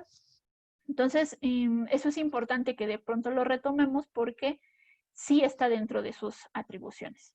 También está esto que mencionaba, el impulso a los tratados y todo lo que tenga que ver en normatividad internacional respecto a los derechos humanos. También pueden hacer estas visitas o inspecciones a lugares que también tienen que ver con readaptación social. Entonces, se ligan estas dos porque sí tendrían, insisto, estas atribuciones de ir a una agencia del Ministerio Público a efecto de valorar, y ellos incluso, tanto la Comisión de la Ciudad de México como la Comisión Nacional, tiene un informe periódico respecto a estas condiciones, y de hecho la Comisión Nacional tiene hasta una especie de semáforo para determinar o valorar si tal o cual centro de reclusión tiene las condiciones mínimas de atención para la población que está privada de su libertad. Obviamente, si revisan esos informes, difícilmente los diferentes centros estarán en las condiciones más óptimas para recepcionar y para atender a este tipo de población, ¿no? Pero es importante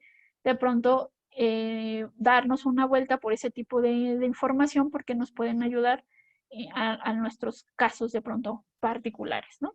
Obviamente, cada caso en específico pues tendrá su análisis necesario. Y otra cosa de lo que también pueden hacer es que a partir de que ellos detecten que alguna autoridad en específico ha cometido tortura o violaciones a derechos humanos, ellos tienen la atribución de hacer la denuncia de manera inmediata. Y eso pues obviamente lo pueden determinar a través de los análisis que hagan de cada uno de los casos que estén como quejas o a través de las investigaciones de oficio. Entonces, insisto, esta es otra de las atribuciones que tienen un poco de relación con las funciones que ustedes desempeñan dentro de la institución. Entonces, desde esa visión, bueno, conocer que las atribuciones ahí están y no están cometiendo ningún tipo de arbitrariedad cuando llegan a hacer estas supervisiones. Y lo que les decía, ¿para qué no son competentes? ¿Qué es lo que no pueden de pronto ahí interferir? Y esto también tiene que ver con hubo una reforma en donde dentro de las competencias incluso estaban los temas laborales. Se quedaban un poco aislados y solo se podían atender en las juntas de conciliación arbitraje, las locales, las federales. Todos los temas un poco que estuvieran de esa naturaleza a lo mejor podrían ir a la Procuraduría Federal del Trabajo o a las instancias de protección que ellos se gestionaban, pero con una reforma ahora incluso ya también hay competencia para temas laborales, y eso es bien interesante porque sí había muchos abusos de esa naturaleza y necesitábamos que se pronunciaran desde ese espacio. Compañero Antonio, ¿quieres comentar algo? ¿No? Bueno. Entonces, bueno, les decía que, bueno, esa es como una acotación. Antes no lo tenía. A ver si, compañero Antonio. Soy Víctor, no sé si salga como Antonio. A ver, ahorita ya sale Víctor. Dígame, compañero. Nada más una pregunta. En relación a, ¿tienen que llevar oficio para ingresar a donde se encuentran los detenidos? Sí, sí tienen que llevar oficio. Sin embargo, no necesariamente tienen que avisar previamente. No. O sea, voy a algún lugar con oficio para poder permitir la entrada. Ujú, sí, tendrían que. Esa era mi duda. Gracias. ¿No? ¿De qué? ¿Alguien más? Maestra, ¿me ¿Compañera escucha? Sandra? ¿Sí? ¿Me escucha, maestra? Sí, lo escucho, compañero. Soy Antonio, maestra. Ah, Hablando sobre tengo una duda, ya ve que nos dice que no tiene competencia la, la, la de derechos humanos, bueno, la Comisión de Derechos Humanos en temas electorales. Los derechos políticos, ¿cómo puede hablar de los derechos políticos? Confundo eso, de las los personas, derechos derechos, políticos de las personas. sí, en los derechos políticos, cuando se refiere a derechos electorales, tiene más que ver con cuestiones, por ejemplo, no podría de pronto ellos opinar sobre una legislatura en particular. Sin embargo, si yo voy y les digo en mi tema de derechos políticos, ¿no? Sobre la protección de derechos políticos, en donde yo tengo la facultad de votar y ser votado, suponiendo un ejemplo muy claro de las personas transexuales, en donde incluso hubo un protocolo del INE, en donde se generó todo este aparato un poco de protección, porque qué tal que yo soy Normo Bautista, pero me identifico como una mujer y soy Norma. Para efecto de la presentación que yo tengo con las personas, yo soy Norma, pero mis documentos oficiales dicen Normo.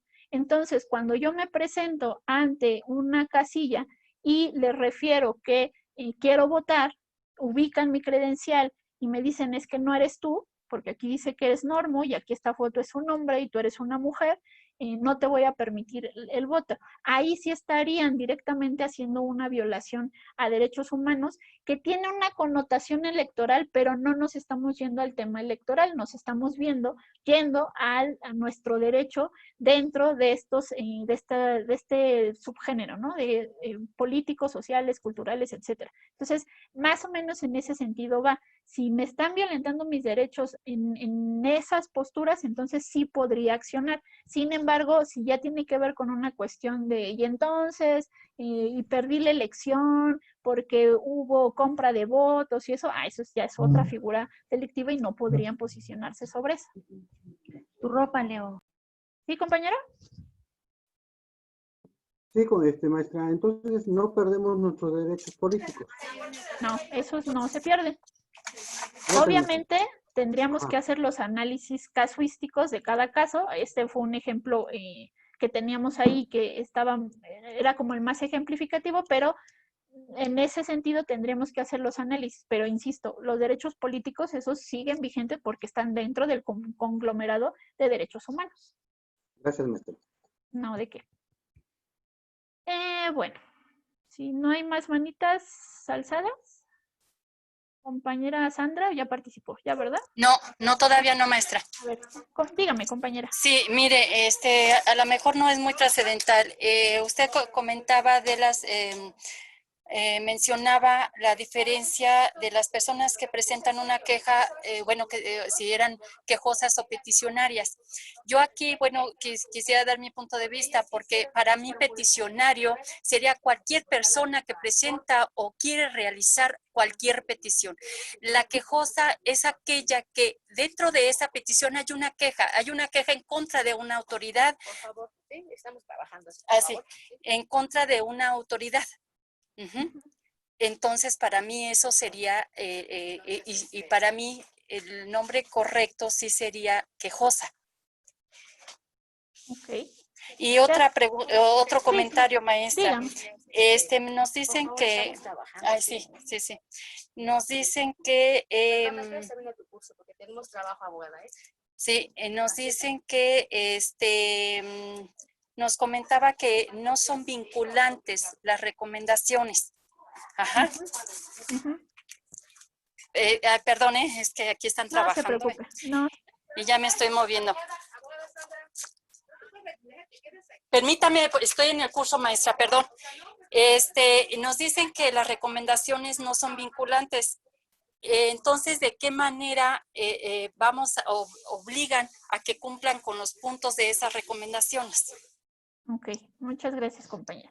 Bueno, primero, en el tema de esto que les decía de los quejosos, si bien es cierto, dentro de algunas o dentro de la normatividad sí se siguen llamando quejosos, lo que le explicaba era que al menos desde la postura de los derechos humanos no se suele llamar quejosos en el sentido de no, sí entiendo la idea general de decir, bueno, pero sí están poniendo una queja, ¿no? O sea, sí se están quejando de algo. Sí, esa cuestión sí, sin lugar a dudas, se la reconozco. Sin embargo, esto es un poco como cuando hablamos, por ejemplo, de personas con discapacidad o personas discapacitadas, ¿no? Y por eso insistía que tenía que ver un poco con el lenguaje, no por el contexto general. Entonces, cuando hablamos de personas discapacitadas, le ponemos el calificativo a la persona, pero la realidad es que la persona no es que sí tiene una cuestión particular que le impide hacer tal o cual cosa, sin embargo, estamos poniéndole la etiqueta a la persona y la persona realmente lo que tiene es una condición que a lo mejor pues, puede mejorar con terapia o a lo mejor puede mejorar con ciertas cosas. Algunos no podrán, por ejemplo, aquellos que no pueden ver, no podrán, pero no le estamos poniendo la categoría a la persona como de cierta forma para minimizarla. Sino lo que queremos hacer es generar esa cuestión para desligar un poco el concepto de la persona. Más o menos en ese sentido va. Y lo de las recomendaciones, eso se los voy a explicar más adelantito porque es ahí donde vamos a aterrizar más cosas, ¿va? Muchas gracias, maestra. No, ¿de qué? Bueno, entonces, sigamos. Esto que les platicaba un poco de que no son competentes, a dónde no pueden entrar. También esto que les decía, las resoluciones de naturaleza jurisdiccional. Sí podemos analizar a través de estos organismos una sentencia y si el procedimiento se llevó de manera adecuada, y a lo mejor eso va a trascender en análisis de pruebas, la obtención de pruebas, etcétera, pero en sí ellos no pueden opinar sobre si un legislador, un juez emitió una sentencia de manera correcta. Lo que puede decir es, bueno, tal vez en esta resolución tu juez no tomaste en cuenta que esta prueba se obtuvo de manera ilícita, o tal vez no te diste cuenta que le violaron sus derechos al imputado cuando fue sometido a tortura y lo obligaron a firmar una declaración, o etcétera, ¿no? O sea, si me explico, esto tiene que ver más un poco con el proceso en sí que vulnera los derechos humanos, ¿no? Y que sí tiene trascendencia un poco tal vez en la resolución, pero en estricto sentido no me estoy metiendo al análisis de la resolución en sí, a la decisión del juez, sino a lo que iba inmerso. Y esta tiene sus salvedades porque ahí sí nos vamos a meter un poco en el análisis en temas de carácter administrativo, pero eso porque precisamente parte de la idea de que estamos revisando un poco a los agentes estatales y la cuestión administrativa tiene un poco de esa naturaleza, ¿no? Tampoco son competentes para hacer o revisar el cumplimiento o el incumplimiento de resoluciones judiciales o sus equivalentes, es decir, aquellas que emitan medidas de apremio o que se aplique alguna ejecución para hacerlas cumplir, salvo en aquellos casos que tengan que ver con la libertad o la integridad personal. Pero ahí lo que, insisto, volvemos al mismo sentido. Lo que vamos a revisar es el debido proceso. Lo que vamos a revisar es la debida diligencia. Lo que vamos a revisar son todas las, si se ciñeron a las reglas que se les impuso a las autoridades. Entonces, no es en sí que me esté yo un poco discutiendo sobre la resolución en sí, sino la forma en cómo se emitió esa resolución. Y sobre también consultas formuladas por autoridades o particulares de otras entidades que versen sobre la interpretación de disposiciones constitucionales o de otros ordenamientos jurídicos. Es decir, si bien es cierto, ellos tienen la facultad de pronto de opinar sobre alguna disposición normativa, sobre algún procedimiento, no va más allá a de pronto que le hagan como consultas directas, salvo de pronto en ciertas cuestiones que estemos analizando en específico. Por ejemplo, bueno, yo soy legisladora y quiero ver si como una especie de colaboración, ONU o este tipo de dependencias me puede hacer una revisión de mi ley para efecto de ver si no estoy violentando derechos humanos. Pero eso ya es más como como un ejercicio de rendición de cuentas y de apego a la normatividad, más allá de generarlo como una postura específica en donde pudieran ocuparlo los diferentes entes de esta naturaleza, ¿no? Entonces, bueno.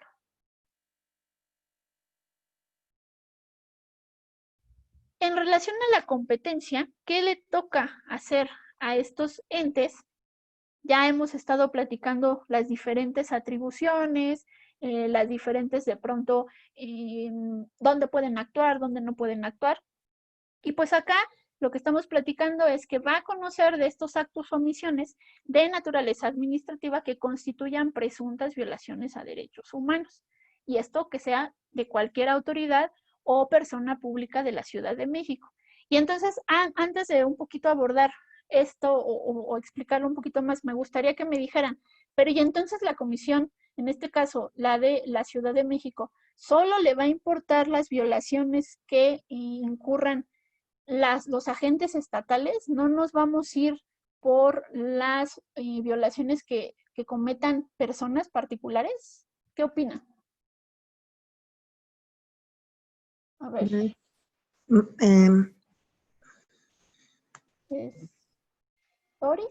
¿Ortiz? Sí, gracias, maestra. Bueno, en efecto, la legislación, en un inicio se dijo que y se estableció que las violaciones solamente las cometían las autoridades, las violaciones a derechos humanos, pero ahora con la nueva normatividad hay un apartado especial en donde se dice que sí cometen violaciones particulares, pero que tengan el carácter de autoridades o que estén coadyuvando. Es más o menos una forma general de decirlo. Y en efecto, las violaciones a derechos humanos, como son garantías que las están contenidas en la Constitución como tales, no solo como garantías, sino como derechos humanos, solamente autoridades pueden ser las que violenten esto. ¿Por qué? Por esto se creó esta normatividad de derechos humanos en específico y las comisiones y el ombudsman, porque para eso están los tribunales, para que cuando entre particulares se cometa algún abuso o exceso, se dirima precisamente ante esos juzgados dependiendo de la materia. Es cuanto, maestra. Muchas gracias. Es correcto.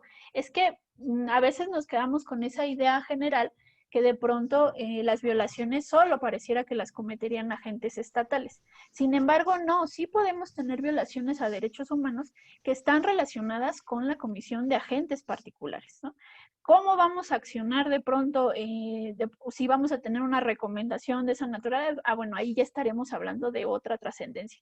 Sin embargo, partimos de la idea de que estamos sí vigilando el actuar del Estado a través de sus agentes, pero también que sí puede haber personas particulares, ya sea por aquiescencia, por alguna cuestión que permiten omisiones del agente estatal, etcétera, sí pueden cometer violaciones a derechos humanos. Claro, aquí la naturaleza, por supuesto, de la comisión en sí, pues parecería que solo nos vamos hacia agentes estatales, pero no, cuando ustedes revisan las resoluciones, sí, incluso hay ahí algunas recomendaciones para efecto, si bien no para los particulares en sí, sí para de manera indirecta mencionar cuándo cometieron esos abusos los particulares y que lo permitieron los agentes estatales. Entonces, bueno, desde esa postura, ok. ¿Qué otra cosa nos dice? Respecto a las quejas, por presuntas violaciones a derechos humanos, van a poder intervenir en temas que tengan que ver actos o omisiones de índole administrativo, lo que les platicaba, de personas servidoras públicas o de autoridad de carácter local, cuando los particulares o algún agente social cometa hechos que en la ley y en la materia señale como delitos, y que haya tolerancia o anuencia, de alguna persona servidora pública o de alguna autoridad. Esto es lo que les estaba platicando, de sí puede haber particulares, pero de cierta manera o de manera indirecta hay una intervención de un agente estatal. Y también cuando los particulares o algún agente estatal cometa hechos que en la ley, en la materia señale como delitos y las personas servidores públicas se nieguen infundadamente a ejercer las atribuciones que legalmente les corresponda con relación a los hechos. Y esto es bien importante, que por eso quise detenerme un poco a hacer esos análisis, porque cuando empecemos a revisar ya las resoluciones en específico, las 5 recomendaciones que vamos a ver, nos vamos a dar cuenta que a veces el no accionar, el no hacer, ¿no? Cuando estamos hablando un poco de obligaciones de hacer y no hacer para los agentes del Estado, pero la omisión también puede incurrir en responsabilidad y también puede violentar a derechos humanos. Entonces, si nosotros no vemos este panorama, de pronto se nos dificultan algunas cuestiones, pero vamos a irlas matizando y las vamos a ir explicando conforme vayamos de pronto haciendo estos análisis de los casos en particular. Las recomendaciones. Si bien es cierto lo que les platicaba, que no son vinculantes, sí requieren, y aquí hay una cuestión que tiene muchos análisis desde varios aristas. Sin embargo, siempre hay que posicionarnos un poco desde la naturaleza y la figura de este tipo de organismos. Porque acuérdense, estamos hablando de que hay organismos, pues tribunales en sí, que sí tienen ciertas reglas muy específicas, pero que esta tiene una naturaleza de ser como lo contrario a las instituciones, por así decirlo. Entonces, sí, por supuesto, van a tener o requieren una sólida base jurídica, una muy buena argumentación, y que hayan o vayan haciendo esta relación de sus pruebas con cada punto de la recomendación. Es decir, este hecho en particular constituye una violación al derecho a la integridad física. Este derecho está regulado en tal cual ordenamiento internacional y nacional. Y esto vulneró este derecho que está relacionado con el debido, etcétera. Si ustedes se fijan, cuando analizan estas diferentes recomendaciones, siempre van a encontrar como ese caminito de construcción argumentativa y obviamente basada en la cuestión jurídica. Ahora bien, no son vinculantes, sí, pero eso no quiere decir que no tengan un peso. Por eso les decía que de pronto para jalar un poco el cumplimiento, esa base del seguimiento de la recomendación.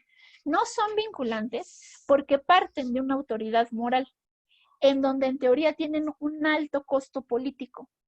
Algo así como si yo les dijera, si no acepto esta recomendación, me voy a ver muy mal políticamente diciendo que cuando me hagan una recomendación, por ejemplo, de que mis servidores públicos torturan.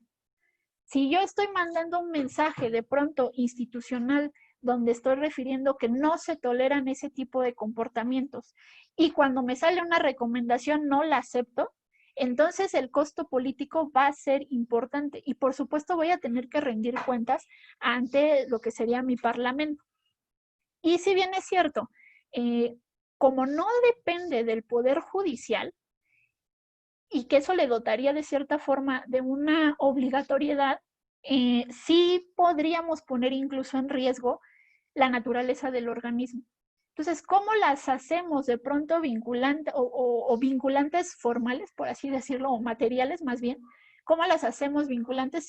Tendría que ser a través de justamente este peso político y de hacer este seguimiento riguroso, justo para poder, porque aparte no solo voy a mandar la recomendación, y voy a decir si la cumplió o no, y en su momento la autoridad tendrá que justificar, motivar y razonar por qué no la hizo válida. Pero ahora lo que también ahora tendrían que hacer es a través del seguimiento, yo como ente o como este organismo, voy a sacar a la luz pública también que no se está dando este seguimiento. Y incluso la misma comisión hace como una especie de informe del seguimiento de las recomendaciones. Y a partir de ahí es como puede poner un poco pues el dedo sobre el renglón, insisto, desde el costo político, ¿no? Ahí es donde va a estar su peso. Y aunque ustedes me pueden decir, bueno, pero entonces eso no tiene un verdadero costo, si eso lo vemos también en sede internacional, el sistema universal no tiene este efecto vinculante. Sin embargo, eso no quita que tenga un verdadero peso político en donde las resoluciones sí puedan de pronto poner o ver mal a un Estado, en este caso el mexicano, cuando no atendió estas cuestiones. A ver, compañera Doris, ¿quieres comentarme algo? Sí, perdón, a lo mejor también abonar un poquito porque normalmente cuando se entra en el estudio de los derechos humanos, uno como abogado o otras personas pueden pensar, bueno, y si nada más es vinculante y no tiene una fuerza, entonces como que para qué sirve, ¿no? Está de elefante blanco, está de adorno, de florero. Pero lo que sucede también es que habría que abonar que como México es parte de los convenios, ha firmado desde hace mucho tiempo y casi ha firmado el 99.99% de los convenios internacionales, estos instrumentos también tienen una supervisión. De hecho, en el 2020 tuvimos una supervisión recientemente y si no cumplimos nosotros, hacen una revisión este organismo internacional en donde si no cumple un país con las recomendaciones que se hacen de ellos mismos o ven de sus instituciones, tienen una sanción a nivel igual moral o económica, a nivel internacional, una forma de obligar al Estado a que esté al pendiente de sí cumplir con esas recomendaciones. Visto desde esta perspectiva, entonces se podría entender un poquito mejor cuál es la función y cómo puede ser de una manera coercitiva moralmente, sí que funcionen. Es cuanto más. Muchas gracias. Sí, en efecto.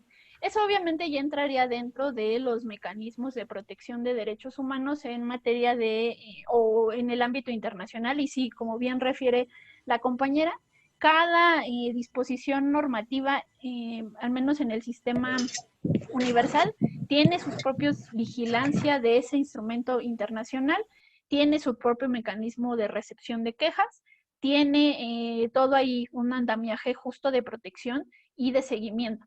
Y por el ámbito del sistema interamericano, bueno, pues como tenemos ahí la Corte Interamericana, pues también ahí podríamos hacer. Pero a grandes rasgos, un poco para cerrar esta idea, es que sí, aunque no son vinculantes, a esta cuestión de lo internacional y de cómo estos postulados de los derechos humanos tienen esta visión erga omnes, tienen esta visión como de un eje rector del Estado, pues por supuesto que ahora sí que nos veríamos mal si no atendiéramos estas recomendaciones, pero pues al menos están generadas a partir de esta cuestión de ser no vinculantes, ¿no?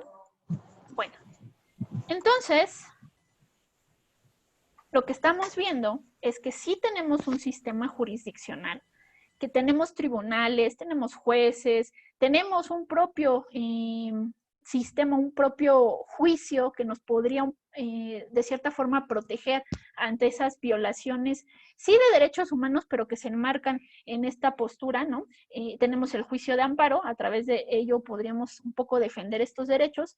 Tenemos las controversias constitucionales, tenemos las acciones de inconstitucionalidad que también nos van a ayudar de cierta manera a proteger. Y acuérdense que ya cuando hablamos de sistema jurisdiccional es porque ya estamos hablando del control de convencionalidad, ya estamos hablando que de los criterios vinculantes, los orientadores, la jurisprudencia internacional, los criterios de la Corte, etcétera. Ya estamos hablando de un abordaje muchísimo más amplio en estos términos. Entonces, desde ahí hay que empezar a nosotros a ampliar este panorama.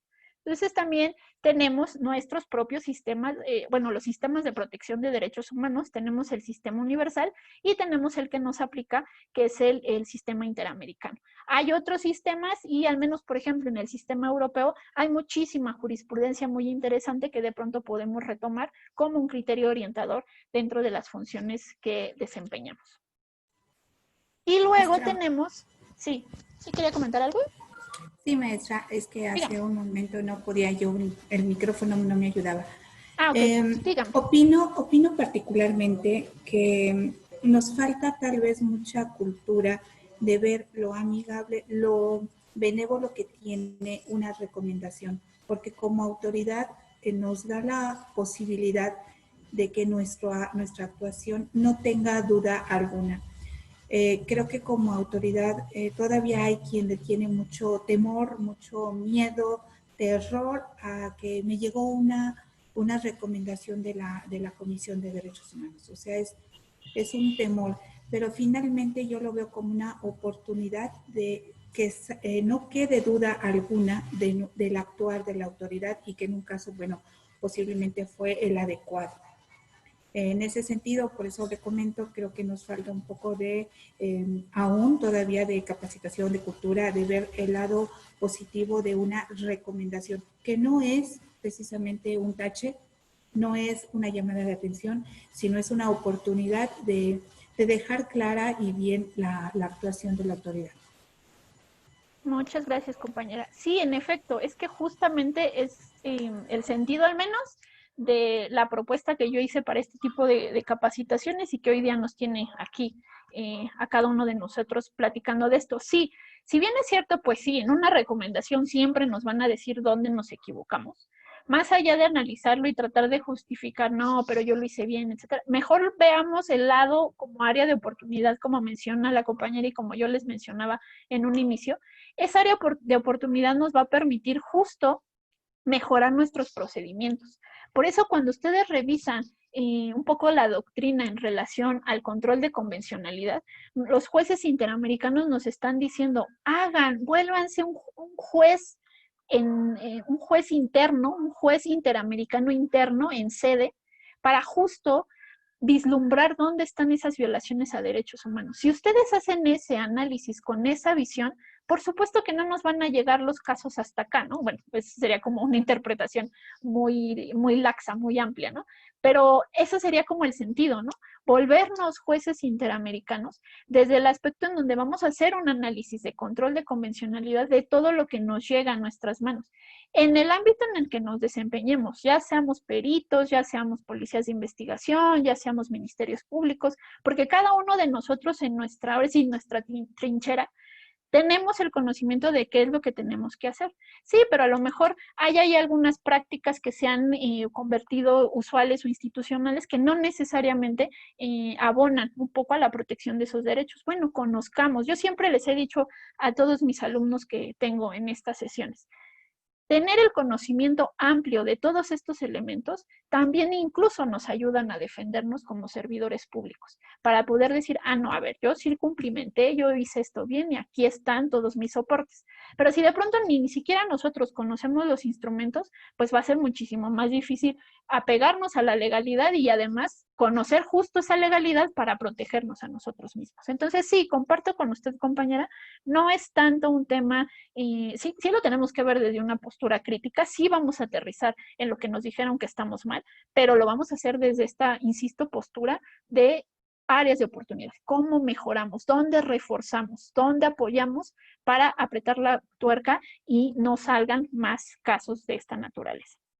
Entonces, bueno, ya para ir cerrando un poco esta sesión, entonces les decía, tenemos todo esto que les he estado hablando, se engloba dentro del sistema no jurisdiccional de los derechos humanos y pues ahí vamos a encontrar a la Comisión de los Derechos Humanos y a los organismos estatales en la materia. En el caso de la Ciudad de México, la Comisión de Derechos Humanos de la Ciudad de México. Ahí es donde está ese sistema de protección, es totalmente independiente del jurisdiccional y parte de estos órganos. ¿Por qué son importantes? Pues primero porque este tipo de organismos van a obedecer a la demanda social que nos exige de pronto combatir los abusos de poder, ¿no? Ponerle un freno a esos abusos para decir, no, a ver, aquí hay derechos que se me deben de respetar, no vistos obviamente como privilegios, por supuesto, pero sí hay lineamientos muy particulares que definen de pronto el actuar del Estado. También este tipo de organismos van a contribuir a un desarrollo integral de la persona porque va a delimitar pues justo su esfera de autonomía, pero sin la injerencia de los actores estatales. A ver, aquí también hay que hacer una acotación. Los derechos humanos no son absolutos, sí pueden restringirse, pero hay reglas. Y para cumplir esas reglas como agentes estatales, pues las debemos de conocer para saber hasta dónde sí podemos accionar y hasta dónde no. Y esto también tiene que ver porque recuerden, a partir de la reforma constitucional de junio del 2011, pues ya los derechos humanos, yo recuerdo ahí unas clases de la maestría donde un profesor me decía, cuando yo debatía esto de los derechos humanos, que me decía, bueno, es que compañera, usted y sus derechos humanos es como creer en brujas y unicornios, ¿no? Probablemente sí, probablemente vienen de una naturaleza muy utópica, pero que no se nos olvide, compañeros, que ya están plasmados en el texto constitucional. Ya es derecho positivo y por tanto, pues podemos creer que existen, que no existen, que funcionan, que no funcionan, que son efectivos, etcétera. Ahí podríamos tener una discusión. Y sin embargo, ya están ahí, ya los tenemos ahí y los tenemos que respetar. Y esto porque nos obliga a nosotros como autoridades dentro de nuestras competencias a dos cosas: promoverlos, respetarlos, garantizarlos y promoverlos. Pero también cuando ya no hicimos eso, tenemos un deber, y ese deber es prevenir, investigar, sancionar y reparar esos derechos, esas violaciones a derechos. Entonces, si se fijan, hay dos naturalezas: obligaciones y deberes, que los vamos a ver en la siguiente clase, que implican ya un accionar de nosotros como agentes estatales frente a los derechos. Ya no podemos decir que solo es una utopía y que se quedó ahí en esa concepción que me decía ese maestro. No, a ver, ya son derecho positivo, ya lo tenemos que aplicar y ya los tenemos que respetar, ¿no? Y por supuesto, pues ahí habla también de estas cuestiones de incorporación de los tratados internacionales al ordenamiento jurídico. Ya toda nuestra norma suprema ya se amplió, ya no solo se quedó con la Constitución, sino ahora ya tenemos los tratados internacionales, que son nuestros pisos mínimos para analizar cada uno de los hechos que nos lleguen a nuestras manos. Y finalmente, ¿por qué necesitamos este tipo de posiciones en el caso de las recomendaciones, que son las que vamos a estar viendo durante estas sesiones? Porque necesitamos generar garantías de no repetición. Como bien lo señaló la compañera, como yo se los dije en un primer momento, necesitamos hacer este tipo de análisis para ver dónde estamos fallando y que no sigamos teniendo más recomendaciones, que mejoremos nuestros procedimientos para no tener más recomendaciones. Y lo que queremos es un poco renovar o redirigir un poco esta idea de confianza de la sociedad hacia la institución, pues necesitamos sanear aquello que tengamos que sanear para mejorar un poco nuestros procedimientos. Y no estoy diciendo que todos sean malos, no, pero sí necesitamos analizar estos diferentes instrumentos como las recomendaciones para ver justo dónde tenemos que hacer mejoras y coadyuvar un poco a esta labor que es proteger los derechos humanos. Entonces, bueno, hasta aquí, compañeros, ¿tienen alguna duda? No, maestra, muchas gracias. Ok. Entonces, Muchas gracias. ¿qué hora es? Ok, entonces, compañeros, con esto terminamos la clase de hoy. Esto nada más era un pequeño esbozo para poder entender por qué vamos a revisar esas recomendaciones. Y pues si no hay más dudas, yo los vería el día jueves para ya empezar ahora sí a hacer los análisis de las 5 recomendaciones que vamos a ver en este taller. ¿Ok? Gracias, maestra. Gracias a ustedes. Gracias. Gracias. Buenas tardes. Gracias. Gracias. Buenas tardes. Gracias. Buenas tardes.